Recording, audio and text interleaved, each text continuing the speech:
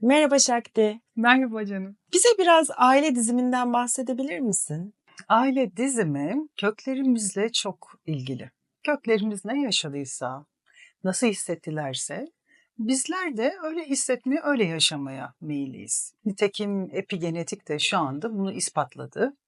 Tüm hücrelerimizde atalarımız ne yaşadıysa o dönemişler, o dönemler geldiğinde biz de bir takım yerleri bağlanıyoruz sinir sistemi olarak ve onlar hangi zorluklar yaşadılarsa, hangi zorlukların içinden geçtilerse biz de onları öyle hissetmeye başlıyoruz. Peki böyle olduğunda örnek vermek gerekirse ben aile dizimi çalışmasına gelsem Hı hı.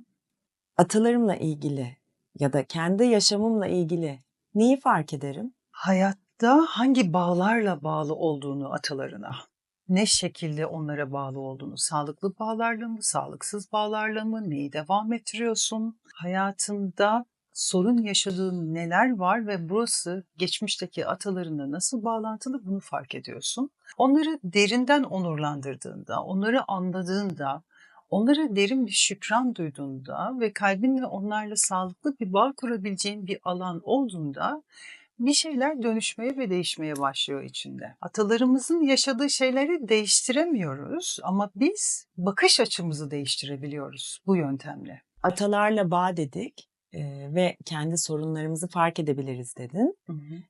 Ne gibi sorunları kapsar aile dizimi? Hangi konularla ilişkilidir? Aile dizimi pek çok konuyla ilişkili. Annenle babanla bağlantın, anneannen, deden, büyük baban, dedelerin, ataların nereden gelmişler, göçler, savaşlar, çocuk ölümleri, kürtajlar, fakirlik, azınlık olmak, yaşanan bedensel acılar, savaşta esir düşenler, travmatik geçmişi olan ve geçmişte özümsenmemiş, sindirilmemiş ne kadar deneyim varsa bizim sinir sistemimiz de onunla özdeşim yaşıyor. Yani bizler aslında onların sinir sisteminin bir devamıyız.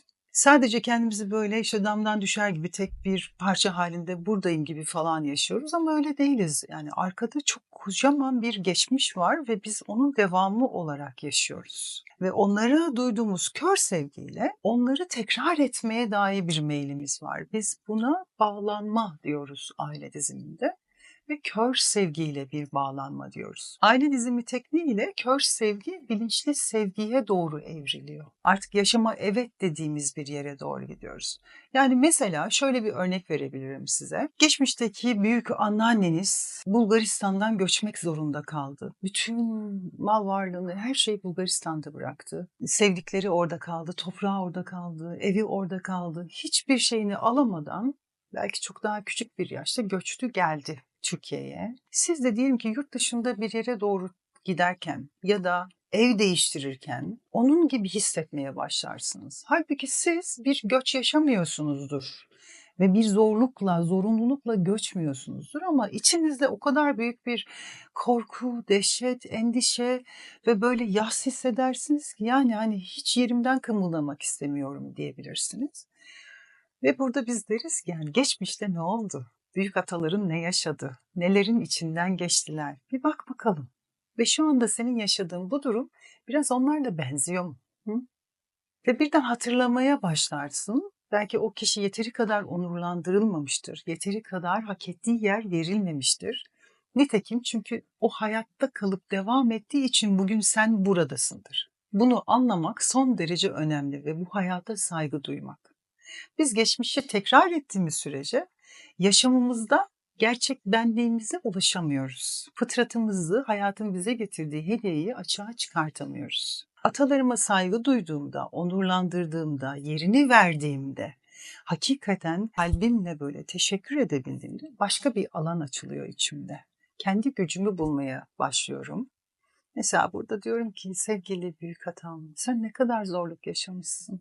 Sana helal olsun. Bu kadar zorluk içinden hayatta kalıp devam etmişsin. Çok teşekkür ederim. Senin sayende ben var oldum. Ruhun şad olsun.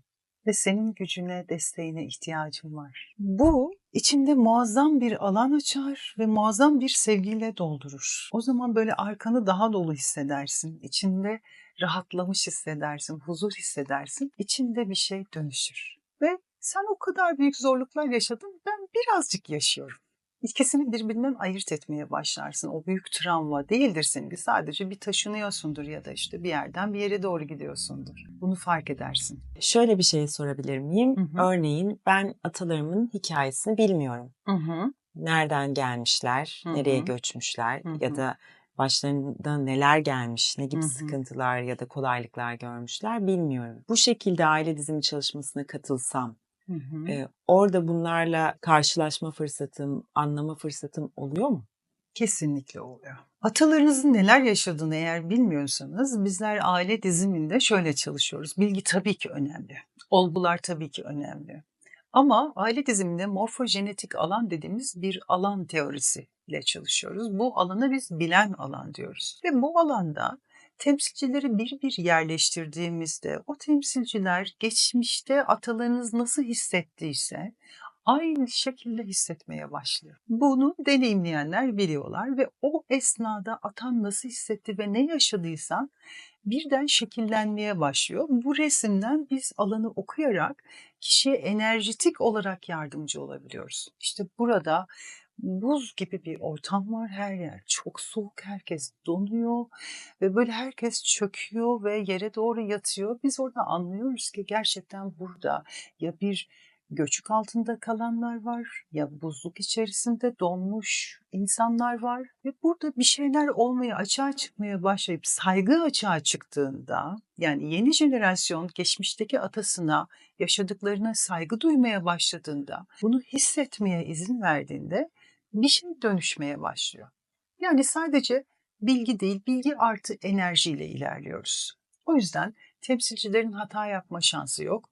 Aile dizimi görünenin ötesindekini çok net bir şekilde açığa çıkartır. Manipülasyona asla yer yoktur. Bu yüzden güvenebilirsiniz. Evet, şu ana kadar anlattıklarını çok iyi anladım. Yalnız hala aklımda şöyle bir soru işareti var. Geldim, Hı hı, gördüm, hı hı, anladım hı hı, atalarımın yaşadıklarını. hı hı, Peki sonrasında bunlar benim hayatımda neyi nasıl dönüştürecek? hı Nasıl bir yol olacak? hı. Ben her zaman diyorum ki aslında aile dizimi anlatılmaz yaşanır. Ne kadar anlatırsak anlatalım, alan içerisine gelip deneyimlediğiniz zaman nasıl aslında olduğunu anlıyorsunuz. Biraz önce anlattığım gibi aile dizimi içinde olan bir şey. Bütün atalarınla epigenetik olarak tüm hücresel boyutta bağlısın. Ataların dışarıda bir yerlerde değil aslında. Senin hücrelerinin içinde. Ve bir şeyi anladığında derinde bir yerde içinde bir şeyler çözülmeye başlar. Anlayışla atalarınla savaşmayı bırakırsın. Bir şeyleri değiştirmeyi bırakırsın. Anneni babanı değiştirmeyi bırakırsın. Her zaman şunu söylerim. Çocuk benlikle mi yaşıyorsun, yetişkin benlikle mi yaşıyorsun? İnsanların bunu fark etmesi son derece önemli. Bu anlamda aile dizimi bir erginlenme alanıdır da. Çoğunlukla biz böyle çocuk benlikle yaşayan insanları sürekli istek boyutundayız, sürekli her şeyi değiştirmeye çalışıyoruz. Kendimizi sürekli değiştirmeye çalışıyoruz. Halbuki bir rıza makamı dediğimiz bir yer var. Kendimden rızalı olabilmem için atalarımla derinden saygı duymam, onlardan o gücümü almam ve içimde böyle sakinlediğim bir yere varmam gerekir. Teşekkür ederim. Ben de. Bugün bizimle olduğun için, sorularımızı cevapladığın için Ben teşekkür ederim. Çok mersi. biraz daha aydınlattın. Memnuniyetle her zaman.